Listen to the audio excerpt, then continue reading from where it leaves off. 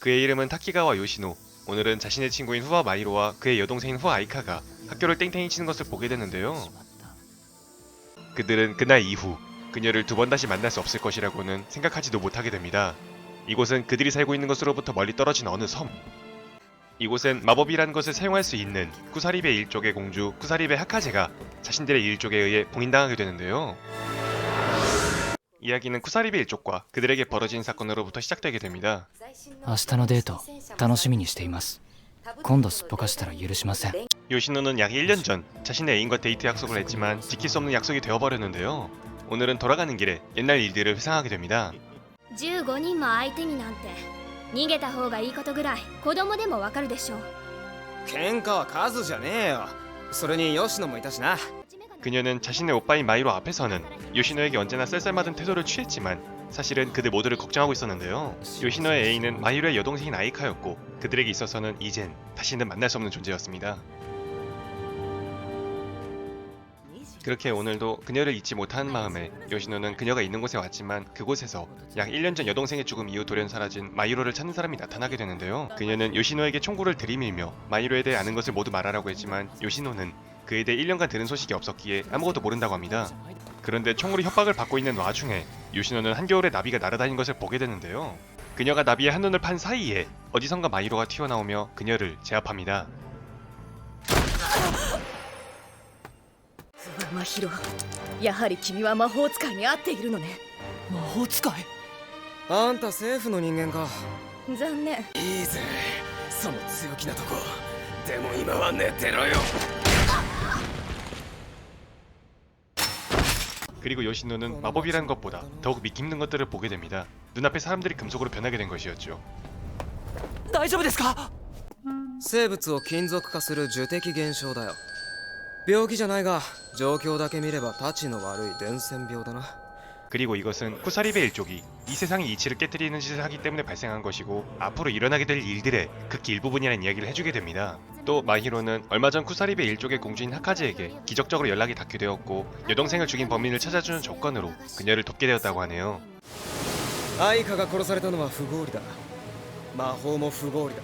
なら2つをぶつければ辻褄が合う。見ろ吉野、俺らが止めようとしているもの、その力の一部だ。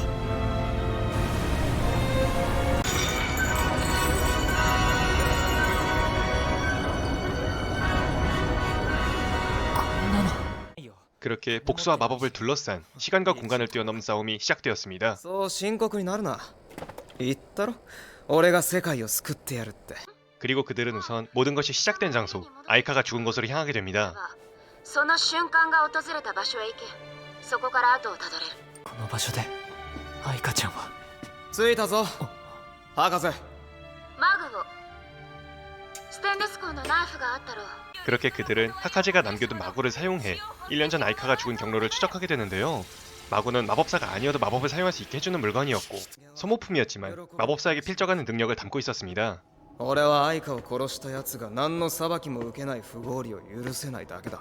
그리고 마히로는 요시노에게 마구를 몇 개 넘겨주며 자신이 하고 있는 일에 관여하지 말고 어디론가 도망을 가라고 하네요. これがあれば黒金病も防げるし。 마히로는 자신은 이 상황에서 무엇도 할 수 없다고 생각했기 때문에 그의 말에 부정하지 않았지만 어딘가 불편한 마음을 가지게 됩니다. 그리고 그의 말대로 이 마을을 벗어나려 할 때 아까 전 자신을 습격했었던 여자를 다시 한 번 더 만나게 되죠. イメージ、防御と工作、移動。 그녀는 요시노를 집요하게 따라다녔지만 舐めてもらっちゃ困るわ。寂しい大人の女はね、いろんな道具がお友達なのよ。 하지만 요시노는 아까 전 마이로에게 받은 마구가 있었기 때문에 이번에는 가볍게 그녀를 족칠 수 있었습니다. 그리고 그 시각 마이로는 1년 전 사건에 대한 조사가 거의 끝나가게 되는데요. どうやら結果が出そうだぜ。間もなくだ。これで犯人の手がかりが手に入る。 하지만 예상과는 달리 아이카의 죽음은 누군가에 의해 조작과 은폐가 되어 있었습니다. 아이카의 죽음은 평범한 죽음이 아닌 마법과 연관이 되어 있었던 것이었죠. 단번에 범인을 찾을 수는 없었지만 그래도 단서를 찾게 되었다는 희망으로 그는 포기하지 않았고 마을 밖으로 나가려고 하는데 누군가와 만나게 됩니다.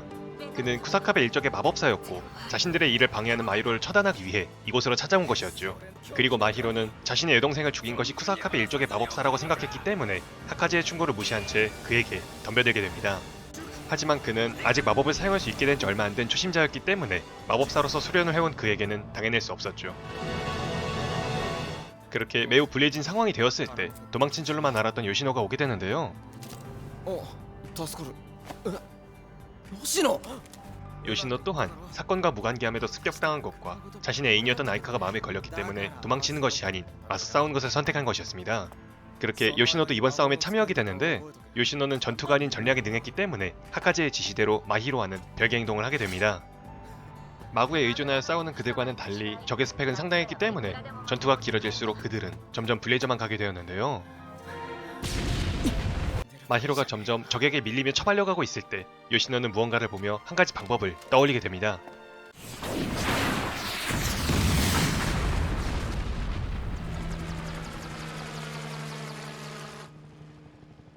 그리고 곧바로 마히로가 있는 곳으로 향하게 되죠.